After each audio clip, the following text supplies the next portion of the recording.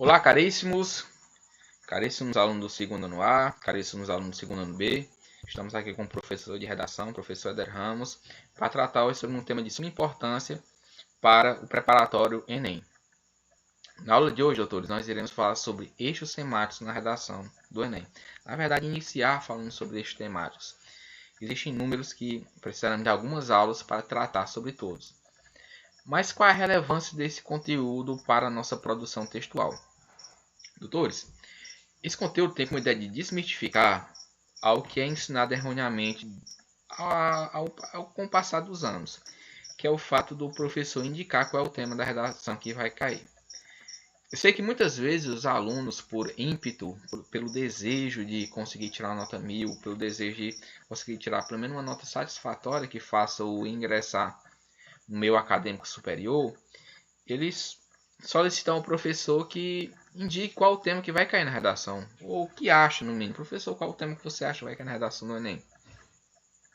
Muitas vezes o professor se sente oprimido por querer dar um tema, por simplesmente para não ficar com uma ideia de que não tem conhecimento sobre o assunto, ou então com uma ideia de tentar, não, vou mostrar aqui que o tema é sobre as atualidades, que eu tenho conhecimento sobre atualidades. Só que o professor, com essa metodologia, tentar indicar qual é o tema da redação, ele pode induzir o aluno ao erro. Por quê? A partir do momento que o professor diz que vai cair determinado tema, o aluno tende a estudar mais aquele tema, que já o objetivo é esse. O objetivo do aluno entender quais os possíveis temas que o professor aborda, ele vai com certeza se especializar naqueles temas, estudar mais sobre aqueles temas, produzir redações sobre aqueles temas. Isso pode fazer com que o aluno se especifique em uma área, se especifique em um tema, estude mais sobre aquele tema e deixe os outros em segundo plano. Isso vai fazer com que o aluno tenha um repertório restrito para trabalhar na sua redação, o qual ficará focado simplesmente no tema sugerido pelo professor. Segundo ponto, quando você já tem uma ideia de tema, você já vai para a sua redação pensando no tema que irá cair. Se cair um tema parecido com o que você está abordando, você já segue sua linha de raciocínio para o tempo que você estava trabalhando, que você está esperando, para o que você produziu. Isso pode induzir o aluno ao erro, inclusive, dele tangenciar o tema ou haver uma fuga do tema. Um exemplo, no tema da redação do Enem 2018, o tema sobre a manipulação do comportamento do usuário pelos controles de dados da internet, muitos alunos foram baseado na redação sobre fake news. Porque eram as apostas daquele ano. Muitos professores apostavam que ia ser fake news. Aí o aluno dele logo manipulação do comportamento do usuário. Pô, professor, fake news. Beleza, acertei o tema. E tranquilo, eu vou transcrever muito que eu já escrevi sobre esse tema. E muitos tangenciaram o tema. Então, para ser claro, o professor ele não sabe, nem o professor, nem ninguém, só Deus. E claro, quem escolheu o tema, junto com sua equipe, sabe qual o tema que vai ser sugerido. Aí você se questiona, professor, então eu vou fazer meu tema na redação de forma aleatória, não vou ter nenhuma sugestão, não vou ter nenhuma linha de raciocínio. É claro, doutores, é claro que você vai ter uma linha de raciocínio muito mais eficaz do que simplesmente dizer qual é o tema que vai cair. Porque quem disser está me enganando. Aqui, na verdade, está induzindo você ao erro.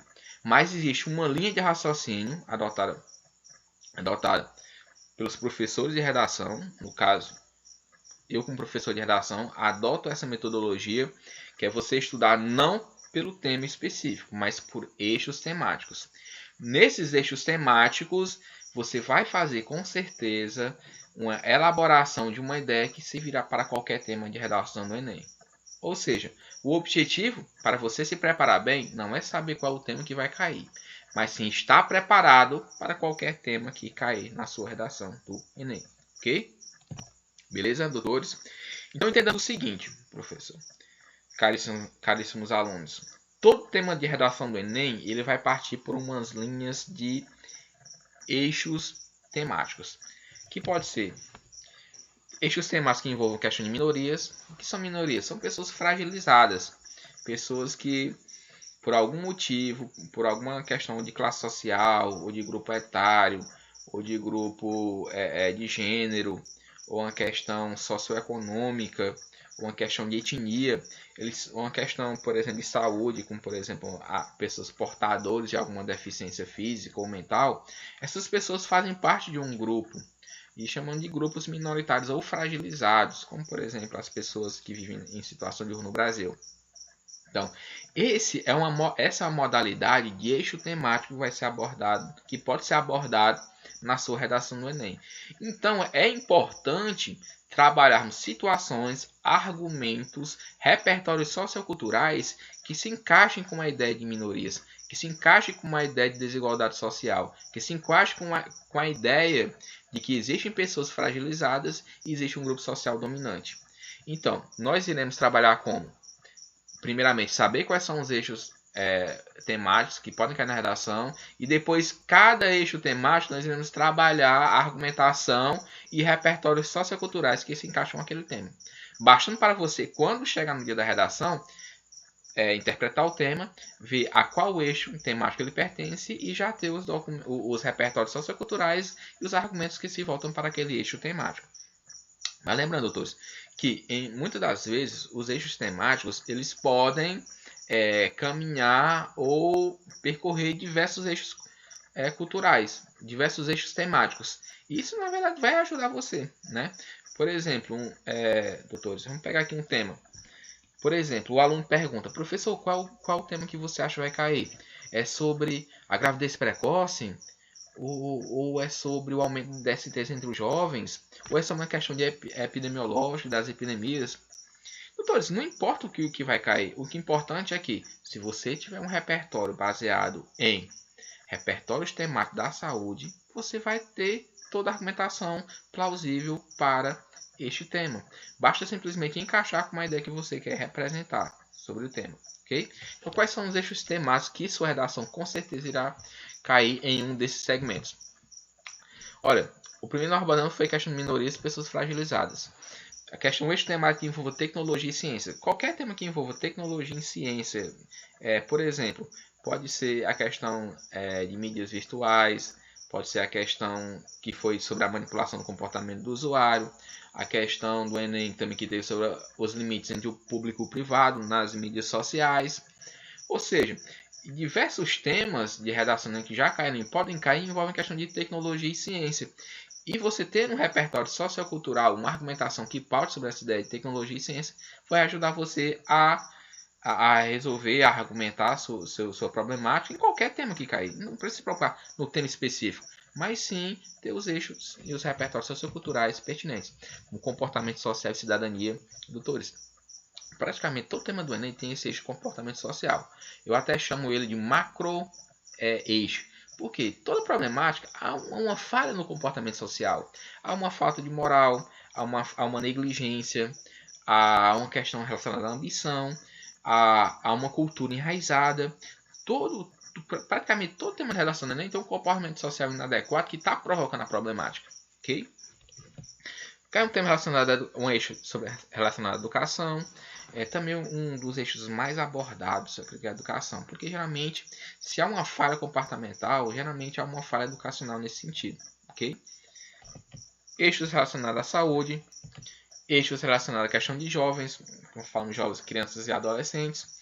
Jovens no Brasil, crianças, nós correspondem à questão de indivíduos de 0 a 11 anos e 11 meses, né? E adolescentes de 11 anos e 12 meses até os seus 18 anos, ok? Questão de segurança pública, eixo temático de sustentabilidade ambiental e economia e um eixo cultural sobre cultura e entretenimento, ok, doutores? Esses são os eixos temáticos em que a sua redação do Enem ela pode vir englobada, ou seja, não vai fugir disso, tenho certeza. Nós não vamos apostar o tema. Nós vamos trabalhar temas dentro destes eixos temáticos e dentro das atualidades pertinentes no momento, que com certeza você pode não fazer o mesmo tema que vai cair na prova, mas com certeza irá fazer temas em que se enquadram nos mesmos eixos temáticos e, claro, pode ter até uma argumentação igual ou relevante ou simplesmente parecida, que você praticamente já está simplesmente encaixar com o tema adequado na redação. Ok, doutores? Então, esqueça essa ideia de apostar tema. O importante é treinar, treinando e utilizando os eixos temáticos. Ok, doutores? Então, na aula de hoje, caríssimo, só para nós tentarmos aqui adiantar um pouco o conteúdo, doutores, sobre o tema aqui central que eu coloquei no início aqui, as consequências do discurso de ódio nos meios virtuais. A que eixo temático pertence? Doutores, vejamos o seguinte, quando pensamos as consequências do discurso... Vou pegar aqui a canetinha que foi mais interessante. Quando falamos em as consequências do discurso de ódio nos meios virtuais. Vamos lá, doutor. Primeiro, qual é o assunto? O assunto trata sobre a questão de discurso de ódio, não é verdade? Bom, esse é o assunto. Qual é o assunto da redação do Enem? É discurso de ódio. Qual é o recorte temático, ou então qual é o objeto de estudo desse tema? É para falar sobre discurso de ódio de qualquer forma? Não. É para falar sobre as consequências do discurso de ódio. Ok, doutores? As consequências do discurso de ódio. Então vejamos, doutores, qual é o delimitador desse tema? Nos meios virtuais, ou seja, o discurso de ódio nos meios virtuais, beleza? Então vamos lá. Doutores, a que eixo temático esse tema pertence? Eu poderia abordar a questão de minorias?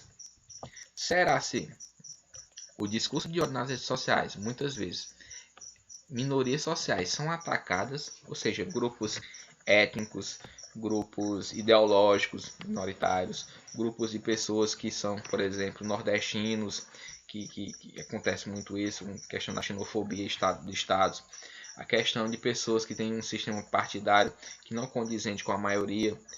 Essas pessoas sofrem de certa forma de discurso de ódio nas mídias sociais. Então, você pode partir para o campo das minorias, você pode partir para a questão do eixo temático, a questão da tecnologia e ciência. Por exemplo, abordar a questão cada vez mais a sociedade está pautada a utilizar smartphones, a utilizar tablets, notebooks e se relacionar para o meio virtual. A partir desse momento você já está introduzindo uma ideia de tecnologia e uma ideia de ciência. Então também poderia abordar sobre esse sentido. Que claro, nós iremos ver os repertórios adiante de como pautar cada um. Questão do comportamento social. É uma nova forma de agir, de pensar. E será se isso muitas pessoas se sentem ativistas politicamente, porque realmente são cidadãos porque discutem política nos meios virtuais, até com uma forma de discursar o ódio. Mas será se realmente esse é o conceito de cidadania? Será se nós não estamos fazendo uma politicagem e não política nos meios sociais, esses discursos exacerbados? Será se isso não falta uma educação? A falta de educação, a ausência de educação que trabalhe essa forma de como você se relacionar nas mídias sociais? Ok? Questão relacionada à saúde. Será que muitas pessoas não sofrem de transtornos ou são alvos de transtornos psicossociais por conta desses discursos de ódio provocados pelas mídias virtuais? Quem é que mais provoca essas problemáticas nos meios virtuais? Será que são jovens? Será se, por exemplo, também esses fatores influenciam de crianças que estarem de forma não, como eu posso abordar, de forma não fiscalizada nas mídias sociais, proferendo ou escutando ou vendo discursos de ódios pertinentes que pode provocar até uma má formação do seu caráter? É questão de segurança pública. Será se os meios virtuais realmente têm segurança para a sociedade? Será se o marco civil da internet ele consegue modular essa questão? E claro que podemos dizer uma questão cultural, doutores, né? Uma questão de cultura. Envolve a questão de entretenimento e uma questão cultural. É a cultura da nossa contemporaneidade, que é uma cultura de muitas vezes não discutir política, mas discutir politicagem e agredir de forma outra pessoa de forma não condizente, que um legado cultural que dentro desse meio virtual pode ser a difamação de diversas formas preconceituosas em relação a determinados grupos, que aí entra uma questão de legado cultural também. Legado cultural não legado cultural perfeito, que legado cultural pleno de conhecimento, de cultura, mas uma cultura, na verdade, o lado negro da cultura, aquele lado negro que nós enraizemos ao longo do tempo e ficou denominado com preconceitos pertinentes no meio social, ok? Nessa questão, O único eixo cultural, eixo temático, eu não vejo que se encaixa perfeitamente nesse tema, é um eixo cultural sobre sustentabilidade ambiental e economia, que é mais voltado para a questão realmente de problemas ambientais e relacionados à questão da economia social, ok? Mas todos esses eixos temáticos poderiam ser trabalhados de alguma forma no tema. Cabe a você tentar ver qual a linha de raciocínio você vai seguir e escolher qual um desses temas, desses eixos culturais e os repertórios culturais que vocês têm sobre esses eixos, ok? Então, esse é o primeiro ponto. O segundo ponto é você ter um arsenal, você ter vários repertórios socioculturais e argumentação que irão servir para fundamentar seu texto, ok? Na aula de hoje, nós vamos iniciar sobre eixos temáticos que envolvem questão de minorias sociais.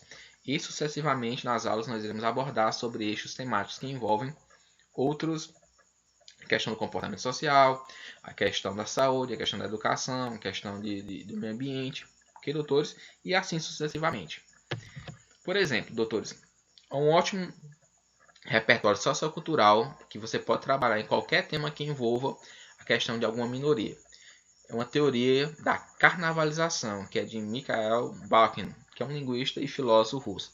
Muito importante você, claro, saber de quem é a fonte, né? Quem é o autor, e ter esse conhecimento. É um linguista, um filósofo russo, também isso é muito importante. Ok, doutores?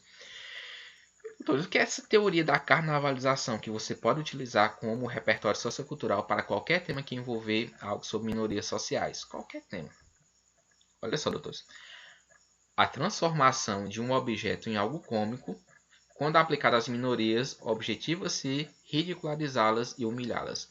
Doutores, essa teoria da carnavalização, trazida por Mikhail Bakhtin, na verdade, ela traz o quê? Uma intertextualidade em o que acontece nesse meio de divagação, de críticas, de ridicularização, de humilhação de algumas minorias, com uma ideia de carnaval. O que é a ideia de carnaval? A ideia de carnaval é aquela ideia que tudo pode, que em busca do riso, da alegria, do prazer, você pode, por exemplo, ser amoral, ou seja, o que seria ser amoral? Por exemplo, pessoas andar seminuas em locais e ambientes públicos. Ali é amoral. Aquilo, em nenhum momento da sociedade, no momento do ano, ali fica normal. Mas no período do carnaval, dela é normal. Mulheres seminuas, muitas vezes até com os maridos, mulheres seminuas. Você pode ir para uma festa de namoro, beijar 10, 12 pessoas na mesma festa. Se for numa festa junina, se namorar com beijar 7 ou 8 pessoas já é algo totalmente inaceitável, né? Claro que o cidadão pode até querer, mas para a sociedade isso é inaceitável. É amoral. No carnaval é como se fosse isso é liberado. Então, essa questão de você ridicularizar determinadas condutas, tu transformar o riso como uma ideia de em tudo em busca do prazer, da brincadeira, isso é uma teoria da carnavalização. E muitas pessoas utilizam-se dessa forma de criticar minorias sociais, como a gente, não, a questão é só para fazer isso, só brincadeira. Então, essa questão do bullying entra nessa questão. A questão, por exemplo, dessa cultura do ódio, as pessoas pensam que a cultura que essa divagação do ódio contra pessoas alguma minoria social, por exemplo, eu vejo muito no nordestino, essas críticas, achando que o meu social, o meu virtual, o meu que eu posso dar minha opinião de qualquer forma, sem nenhuma lei, sem nenhuma regra, de forma amoral. Então, essa liberdade que é dada ao carnaval é a intertextualidade com que é dada a essas pessoas no meio virtual. Por isso que essa teoria da carnavalização envolve todo o tema relacionado à questão de minorias sociais. Como eu falei, abordei temas sobre a questão do discurso do ódio, sobre a questão do cyberbullying, muitas pessoas que fazem críticas a etnias, a grupos de pessoas portadoras de deficiência, a pessoas feias, a questão da gordofobia, acreditando ser dali normal, ser por um riso. A questão de um tema de redação sobre os limites do humor pode ser muito abordado sobre essa teoria também da carnavalização. Né? Que você acreditar para fazer humor eu posso utilizar determinados termos pejorativos, já que é pura e simplesmente uma piada para fazer rir, não precisa analisar os conceitos de moral e ética. Ok, doutores? Então, a teoria da carnavalização. Outra teoria que você pode utilizar também em seu texto é a teoria de Leandro Carnal, que é um filósofo contemporâneo, historiador brasileiro também. Todo ódio é um autoelogio. Olha só, no livro deles, Todos contra Todos. Quem odeia vê-se superior ao seu objeto de ódio. Doutores, o que é que essa teoria de todo ódio é um autoelogio do livro Todos contra Todos, Leandro Carnal, quer abordar? Fala o seguinte, olha, uma pessoa quando ela pratica um ato de ódio, ou seja, quando ela pratica um ato de escárnio contra outra pessoa, ela está se elogiando ao mesmo tempo. Por exemplo, quando você diz para um tal, você é um vagabundo, automaticamente ele acha que é uma pessoa extremamente trabalhadora. Você é um caloteiro. Ele acha que ele chamou outra pessoa de caloteiro, é como se a partir daquele momento, de forma reflexa, ele estivesse dizendo que ele era uma pessoa extremamente adimplente com suas contas, suas contribuições. A partir do momento que você é uma pessoa de má índole, né? Uma prostituta. A partir desse momento, ele acredita que é uma pessoa de um valor social extremamente respeitoso. Então, Leandro Carnal diz o seguinte: muitas vezes esse discurso do ódio repassa na ideia, né, que ele seja uma superioridade. Eu tenho esse ódio em relação a você porque eu sou superior. Então essa teoria do todo ódio é um autoelogio de Leandro Carnal pode ser aglobado para diversos também temas que envolvem minorias sociais. Ok, doutores?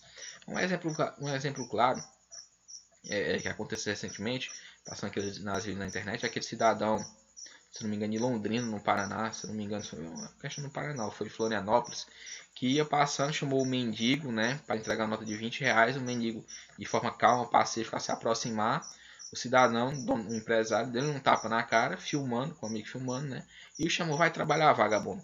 A partir daquele momento ele estava se autoelogiando, considerando que um homem trabalhador que consegue seu dinheiro primeiro do trabalho, e um cidadão ali que ia simplesmente receber ajuda primeiro por troca de nada, né?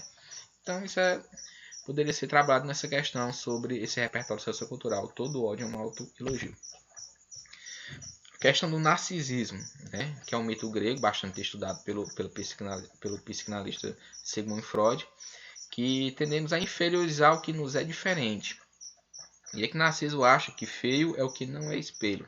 É um trecho da música Sampa, de Caetano Veloso, né, que aborda o seguinte. O trecho é esse, ok, doutores? O trecho da música de Caetano Veloso é esse. É que Narciso acha que feio é o que não é espelho, ok? Mas essa ideia de narcisismo é a ideia de quê? A ideia que tende a inferiorizar tudo que nos é diferente, ou seja, não respeitar diferenças. Tudo que é diferente do seu padrão estabelecido, seu padrão de beleza, seu padrão de classe social, seu padrão de valores corretos, tudo que é diferente em relação a ele, tudo que é diferente a si, ou seja, para si mesmo, tudo que é diferente de você, não é só diferente, é errôneo, é mais feio, é inadequado. E é isso que muitas vezes acontece em crimes relacionados a minorias. Minorias que são pessoas que pensam diferente de você, são pessoas que têm uma cor diferente de você, são pessoas que têm alguma deficiência, têm algo diferente fisicamente ou psicologicamente em relação a você, psiquiatricamente, e por esses fatores você acha que eles são inferiores. Então tem um mito do narcisismo que você pode fundamentar como essa ideia. O comportamento de manada de Gustave Le Bon, que é um psicólogo francês, que em seu livro é muito importante termos os conhecimentos tanto da teoria como também do livro, assim ajuda a mostrar informatividade no texto. A psicologia das multidões, que aborda que é um fenômeno por trás das explosões grupais de violência, que trata-se de uma ação conjunta de indivíduos da mesma espécie sem coordenação prévia clara. Nosso instinto de sobrevivência nos faz suscetíveis a comportamentos de manada. Doutores, o que seria esse comportamento de manada? Imagine só. Quem é que não conhece um cidadão que, nos dias odiernos, comumente, ordinariamente, ele é extremamente pacífico, tranquilo, calmo. Só que nas redes sociais, ele fica uma pessoa extremamente impositiva, questionativa, e pode até proferir diversas formas de preconceito nas mídias sociais. Alguém conhece alguém assim?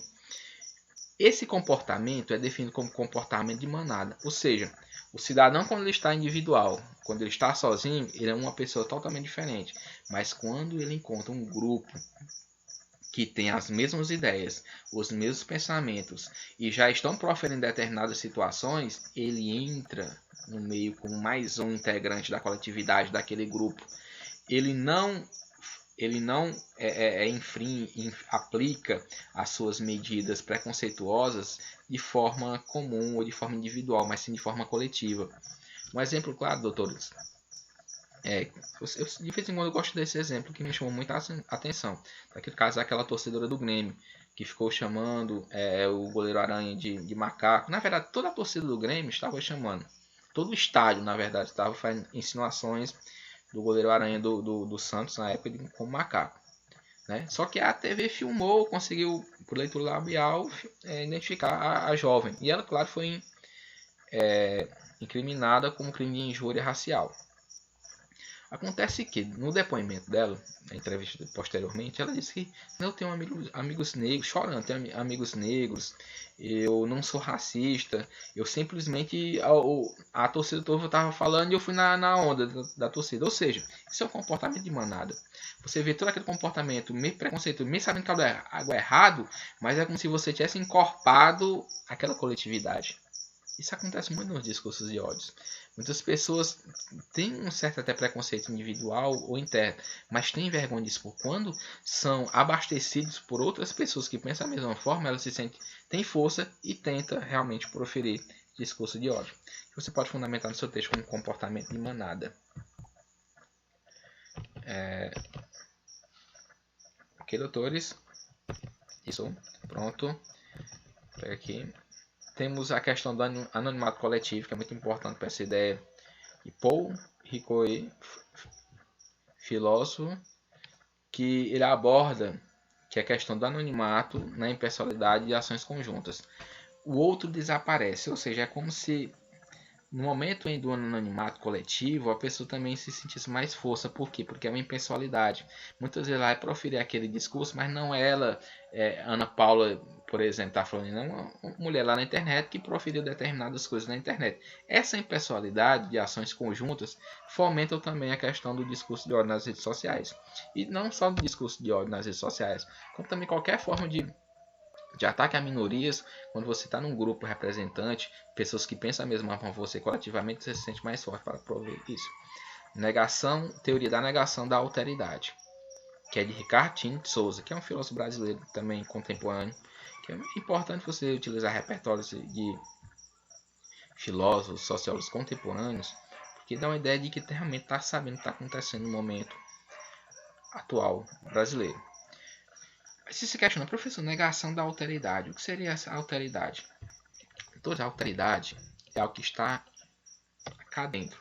Alteridade é algo íntimo seu. Quando eu falo íntimo, é algo que você pensa, mas está guardado com um pensamento seu. Por exemplo, no direito penal, nós abordamos que a questão da alteridade ela não pode ser criminalizada. O que seria essa alteridade? Por exemplo, se eu chego no delegado, se eu sou acusado de um crime, né? E o delegado pergunta, um questionamento, depoimento, se eu matei alguém. Eu falo, olha, não matei. Você teve vontade? Claro que no depoimento com o delegado eu não vou dizer que eu tinha vontade, porque isso pode me induzir ao erro. Mas o simples fato de dizer, olha, eu pensei em matar ele, mas eu desisti. Eu não posso ser incriminado por causa disso. Por quê? Porque é um pensamento meu, é algo que eu penso, é algo que eu senti, eu não externei isso. Eu não fiz uma tentativa, eu não tramei, eu não articulei a morte de ninguém. Simplesmente, eu pensei em matar fulano e tal, mas eu não desisti. Claro que no depoimento, eu como advogado não vou indicar vocês a confessar isso para o advogado, já que é um pensamento íntimo. Mas mesmo que fosse confesso, eu pensei em matar, mas eu desisti. Quem matou foi outra pessoa. Não foi. Por esse fator, provar que você pensou, você não pode ser incriminado. Porque com pensamento íntimo, pensamento seu. E muitas vezes, discursos de ódios, ou até mesmo qualquer tema que envolva minorias, ele é propagado pela essa negação à alteridade. O que é a alteridade? É o direito de eu pensar o que eu quiser e não ser punido de nenhuma forma em relação a isso. Por exemplo, em temas relacionados à questão de grupos de LGBT, né? Muitas pessoas são criminalizadas porque têm um pensamento, têm uma escolha, têm um ponto de vista que eles imaginam como correto para a vida deles. Isso não vai infringir meu trabalho, isso não vai infringir minha vida, mas muitas pessoas se sentem incomodadas com isso. Isso é uma negação à alteridade. Quando você não consegue aceitar o que aquela outra pessoa pensa de si mesma. O que aquela outra pessoa quer fazer com a própria vida. O que aquela outra pessoa tem vontade de fazer e de agir com ela mesma. Que não vai inferir nem no sistema social político brasileiro, como nem em sua vida. Então isso é uma negação à alteridade, o direito que cada um tem de pensar como quiser. Muitas pessoas se incomodam até porque um tem uma visão política sobre algo. Meu amigo, a visão política é dele, então ele pode pensar da forma que ele quiser, desde que não infrinja a sua. E quando nós tentamos repelir esse tipo de pensamento, nós estamos negando a alteridade, né? Que é uma teoria por Ricardo Tinkham, filósofo brasileiro, né? Que nega-se ao próximo e seus direitos para assim cometer qualquer tipo de violência. Toda violência tem um fundamento em negação da alteridade. A partir do momento, olha, por exemplo, olha, você não pode ter esse conceito de LGBT, não, que isso aqui é amoral, isso aqui vai contra os direitos sociais, a Constituição, no seu artigo 202, diz, na verdade, que isso é inaceitável, casamento entre homem e mulher. Aqui, na verdade, isso a Bíblia diz determinado. Olha, na verdade, você está negando o direito dele de pensar e de agir da forma que ele quer. Okay? Tem a cegueira moral, Simon Bauman, sociólogo polonês, que aborda em tempos de modernidade líquida, a indiferença ao próximo é habitual. Para entendermos o que é essa questão de modernidade líquida, questão que a sociedade ela fica fluindo de forma mais rápida. O que seria essa fluidez? Imaginamos o seguinte: por milênios, a família ela foi diagnosticada com pai, mãe e filho. Isso é o conceito de família. Que não durou um mês, não durou uma semana, nem anos, não, nem centenas de anos. Foi milhares de anos da seguinte forma. De um tempo para cá, a sociedade moderna chegou-se sendo família homem com homem, mulher com mulher e filho. Chegou com uma ideia de sendo família a questão de amigos que tem relação e ao mesmo tempo tem um filho e mesmo assim continua sendo amigos. Ou seja, não há hoje uma formalidade de como é a família realmente hoje contemporânea. Isso é uma liquidez, uma modernidade líquida. E cada vez mais essa modernidade, mais a indiferença em relação ao próximo torna-se habitual. Ok? Ok, doutores? Temos mais teorias aqui, como a do amensalismo social, que é Jason Lima, linguista brasileiro. Por que só deixa? Semelhante à relação ecológica que vivemos, em que uma sociedade, em que uma classe dominante, para manter seu poder, impede o desenvolvimento de outra classe menos favorecida, inibindo-lhe a ascensão, prejudicando a garantia de direitos. Doutores, deixa eu interessar. Veja só, o que é essa teoria do amensalismo social? Vamos ler novamente de forma clara. Semelhante à relação ecológica, vivemos uma sociedade em que uma classe dominante, para manter seu poder, impede o desenvolvimento de outra classe menos favorecida, inibindo-lhe a ascensão, prejudicando a garantia de seus direitos. Doutores, geralmente um tema sobre minoria social engloba isso. Um grupo ele se acha superior aos demais, né?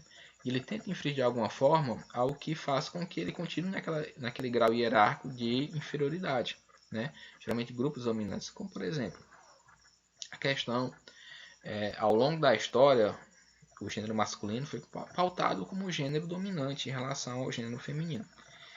E o poder masculino, em momento algum, quis perder essa hierarquia. Sempre, olha, o marido não deixa a mulher sair para trabalhar fora. Com a ideia de quê? De manter ela em algo de subalterno, de precisar das necessidades financeiras do marido. A ideia de, muitas vezes, os pais de família não deixavam as filhas estudarem, a educação simplesmente para o masculino.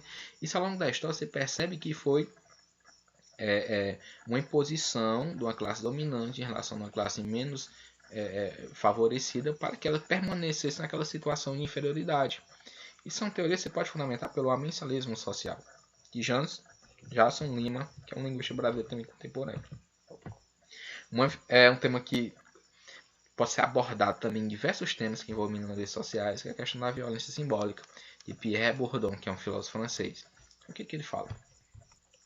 O processo pelo qual a classe que domina socialmente impõe sua cultura aos dominados. A violência simbólica expressa-se na imposição dissimulada com a interiorização da cultura dominante. São formas de coerção sem o contato físico e a relação de poder e fato. Doutores, vamos abordar o que é essa violência simbólica. Diversos campos de minorias sociais. Vamos pegar a minoria em relação ao gênero, as mulheres. O marido que diz simplesmente, não, você fica em casa, eu sou abastecedor do lar, eu vou trabalhar, você fica em casa cuidando das crianças, cuidando da casa, cuidando de mim quando chegar, que eu garanto o nosso sustento.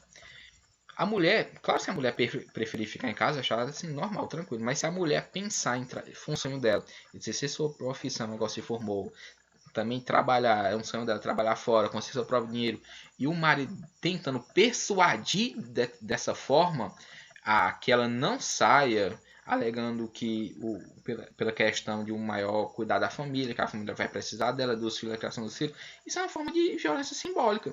Ele está, por que simbólica? Ele não está praticando uma violência de vida e fato, como a questão relacionada à Lei Maria da Penha, mas uma violência velada, dissimulada. Essa palavra é muito importante para sugerir essa ideia de violência simbólica.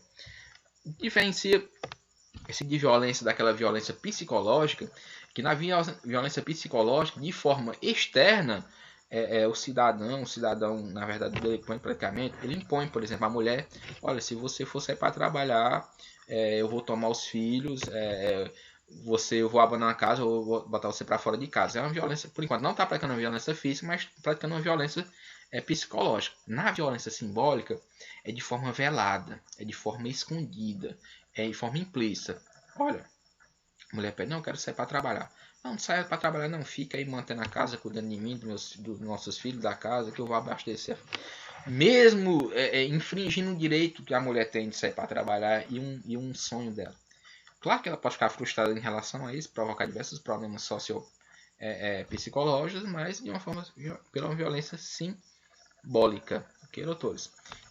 Então, essas são formas de violência simbólica. Por exemplo, podemos dizer também que em muitos casos, na questão da publicidade, nas publicidades, que instigam de forma incessante você a consumir muitos vezes produtos alimentos não saudáveis, é uma forma também de violência simbólica que pode ser abordada. Por quê? Porque de forma dissimulada faz com que você consuma produtos que são ruins ou péssimos para a sua saúde. Okay? Também tem uma teoria chamada microfísica do poder, de Michel Foucault, que é um filósofo francês também. O que essa filosofia fala? Olha, o poder está em todos os lugares, vem de todas as partes. O seu grande objetivo é controlar o comportamento humano, limitar a liberdade do homem, reforçar a lógica de uma sociedade opressora e fazer o homem comportar-se como um animal domesticado, sem capacidade de reação. Doutores, microfísica do poder. Essa teoria aborda que, na verdade, o poder não é um central, não é aquele poder simplesmente estatal. Existem diversas formas de poder que são micro-organismos na nossa sociedade. Por exemplo, no nosso condomínio tem um síndico que quer ser o todo-poderoso daquela situação, daquele local. Tem os presidentes das organizações de bairros que querem ter uma ideia de poder. No ambiente familiar, tem um integrante do grupo familiar que ele quer demonstrar uma relação de poder em relação aos demais. Isso quer demonstrar o quê? Que toda a nossa sociedade tem relações de microestrutura de poder em que um integrante ou um grupo quer se sobrepor à sua visão, à sua ideologia, à sua forma de pensar em relação aos demais. A questão como abordamos na questão da política, um grupo por exemplo, mais tradicional, preponderante, quer impor a sua força política em relação aos demais. A questão, por exemplo, na religião, grupos religiosos com mais integrantes querem impor o seu poder em relação às demais entidades religiosas. Então, há microfísica de poder espalhado por toda a sociedade. Sempre há um grupo em que considera-se que uns sendo os poderosos, os mais fortes, e esse daí quer impor sua visão, seu pensamento, sua ideologia em relação aos demais. E Émile Durkheim, né, sociólogo francês, aborda também que a sociedade pode ser comparada a um corpo biológico, por ser composta por partes que entregam em si de forma interdependente. Já abordamos, doutor, né, aquela questão da coesão social, em que o indivíduo, assim como o sistema, se ele atrapalhar de alguma forma o meio social, atrapalhar toda a sistemática de vivência humana. Por isso essa interdependência. Ok, doutores? Item 14. É uma obra literária, Utopia, de Thomas More, né, ou também conhecido como Thomas More, filósofo renascentista inglês. A existência de um lugar comum onde as injustiças sejam ausentes, e a plena realização de um povo. Então você pode pegar essa teoria aqui de Thomas More, né, que é da utopia, e abordar como contraste de ideias. Qualquer tipo de problemática social, você pode fazer uma referência ao livro, à obra literária Utopia, de Thomas More, né, que mostra que a existência de um lugar onde as injustiças sociais sejam ausentes e a plena realização de um povo. No entanto, isso fica suposto na ficção, já que há problemática social existente e tal. Aí você aborda com a problemática do tema inserido, ok? Você tem um repertório sociocultural muito interessante, porque encaixa praticamente qualquer tema que envolva algo que está descontente com o fatídico da utopia. Caríssimos, então, essa fala de hoje. Na próxima aula nós iremos abordar, então, como esses argumentos podem ficar dentro de uma redação completa, com argumentação. Aqui foi a base teórica e nós vamos ver na prática na próxima aula. Ok, doutores? E, claro, nas aulas seguintes teremos mais eixos temáticos de diversas áreas do conhecimento.